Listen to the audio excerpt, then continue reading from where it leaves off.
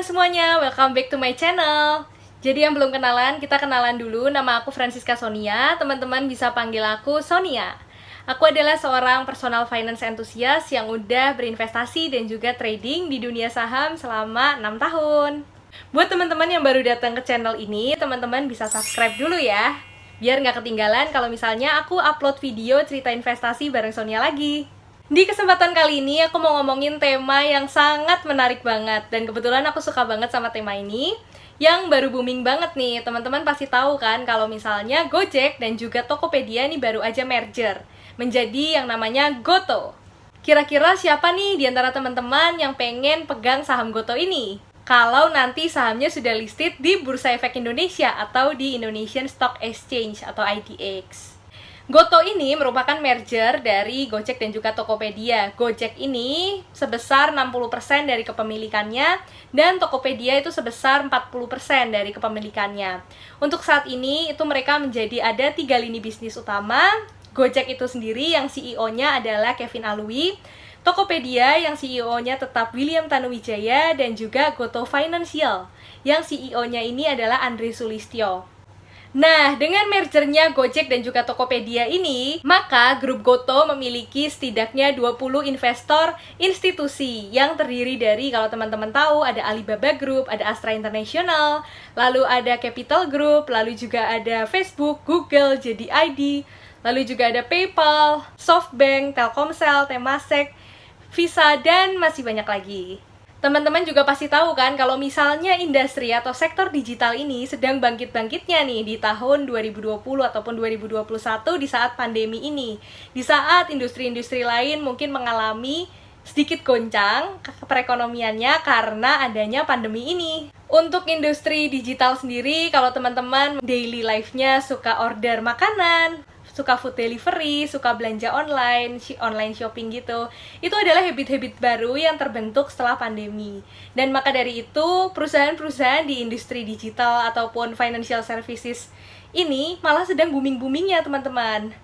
Dan teman-teman wondering gak sih atau penasaran gak sih kira-kira ke depannya apakah di Indonesia ini juga akan meniru di Amerika Serikat, dimana dulunya industri yang menjadi dominatornya adalah industri manufaktur dan sekarang sudah shifting ke industri digital yang tentunya sangat dekat dengan kita milenial. Penasaran gak sih teman-teman? Aku kok juga penasaran ya dengan masa depan yang akan terjadi di Indonesia ini.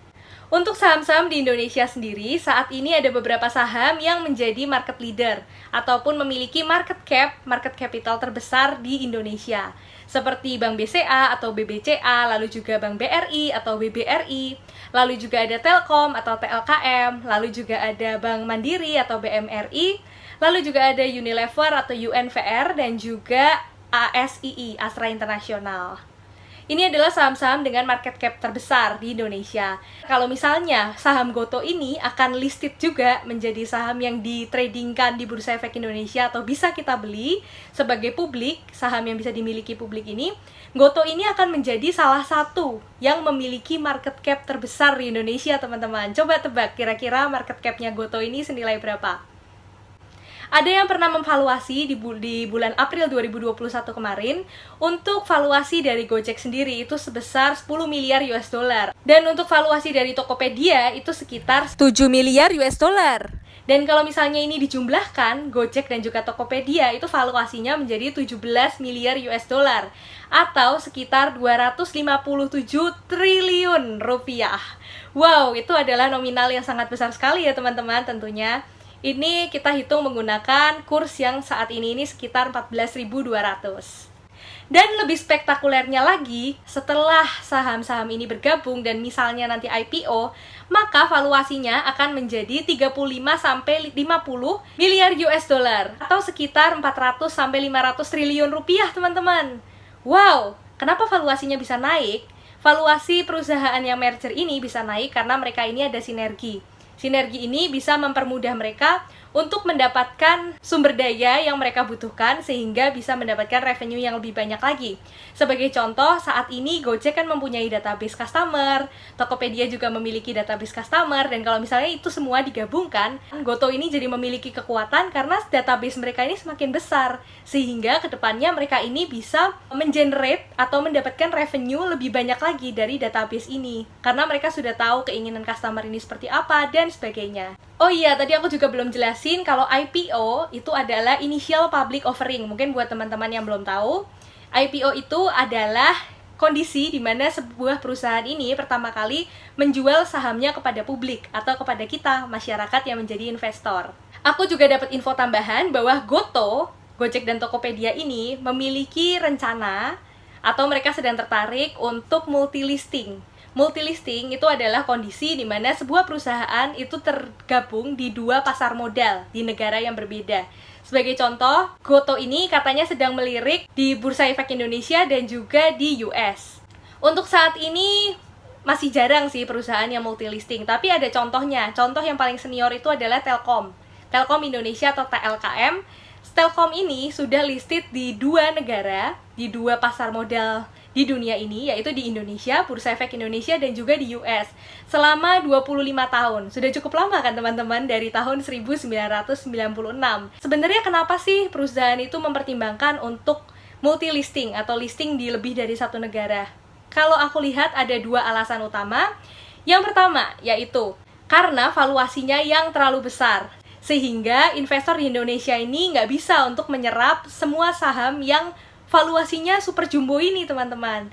Ada aturan juga dari Bursa Efek Indonesia di mana perusahaan ini harus mengedarkan minimal 7,5% sahamnya dari total saham yang mereka miliki di Bursa Efek Indonesia. Seandainya kita ngitung valuasi dari Goto yang setelah bergabung ini adalah 17 miliar US dollar, dan kalau dikurskan ke rupiah ini sekitar 257 triliun rupiah, 7,5%-nya aja itu udah gede banget teman-teman, sudah besar banget, sekitar 18 triliun rupiah. Apakah investor di Indonesia bisa menyerap sebesar 18 triliun rupiah tersebut? Kan itu akan menjadi pertanyaan kita. Reason yang kedua yaitu karena adanya kepentingan investor-investor asing yang berinvestasi di Goto. Seperti misalnya ada Google, ada juga PayPal, SoftBank, dan sebagainya yang merupakan perusahaan-perusahaan asing yang tentunya juga memiliki kepentingan. Maka dari itu, dari Goto ini juga mempertimbangkan untuk listed di dua negara. Tapi dengan listed di dua negara ini sebenarnya ada kelebihannya juga teman-teman, karena perusahaan ini bisa meningkatkan good corporate governance-nya atau tata kelola perusahaan yang lebih rapi, lebih baik, berstandar internasional. Lalu juga mereka akan selalu berinovasi sehingga bisa memenuhi ekspektasi dari para stakeholder-nya untuk berlari cepat dan juga menjadi perusahaan yang unggul. Nah, sekarang masuk ke pertanyaan intinya. Apakah saham Goto ini layak untuk dimiliki oleh kita, investor? Kan seperti itu kan pertanyaannya teman-teman.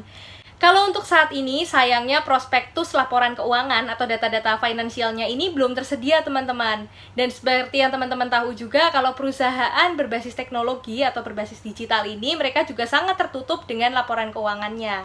Yang bisa kita lakukan adalah dengan cara benchmarking atau melihat valuasi dari perusahaan lain yang sejenis dan berada di sektor itu. Tapi tenang aja teman-teman, nanti kalau misalnya prospektus laporan keuangannya sudah keluar, apakah perlu nih kita buatkan satu video lagi khusus untuk membahas prospektus laporan keuangan tersebut? Kalau iya, jangan lupa subscribe dulu ya teman-teman, biar teman-teman gak ketinggalan kalau misalnya aku mau upload pembahasan tentang prospektus laporan keuangan Goto itu.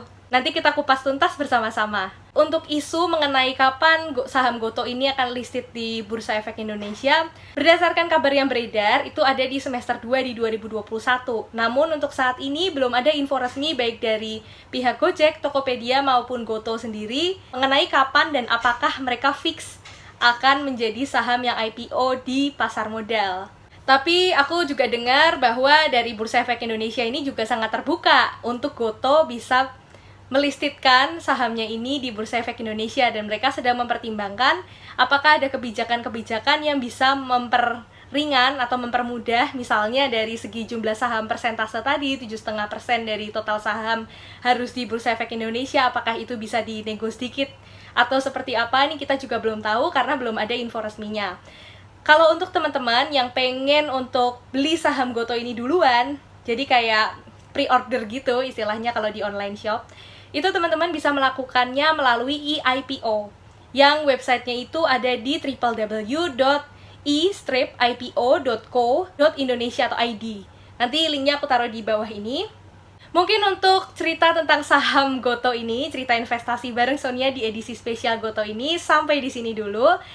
Ini part satunya, jangan khawatir karena nanti kalau misalnya udah ada prospektusnya, kita bahas lagi nih, apakah saham ini layak untuk dibeli dan sebagainya. Tapi saran aku buat teman-teman, dari teman-teman juga harus bisa untuk belajar menganalisa sendiri. Jadi nggak cuma beli saham itu karena ikut-ikutan orang, atau kata orang saham ini bagus, atau beli saham karena lagi tren aja. Jadi FOMO atau fear of missing out gitu.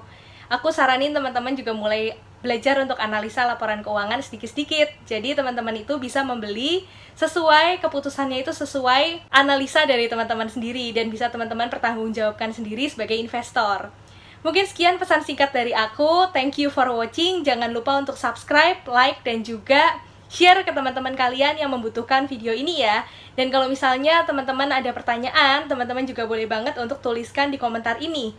Atau kalau ada ide mengenai topik apa yang kira-kira enak nih untuk dibahas di cerita investasi bareng Sonia part-part berikutnya, teman-teman bisa tanyakan di kolom komentar juga ya. Thank you for watching. Stay safe and stay healthy.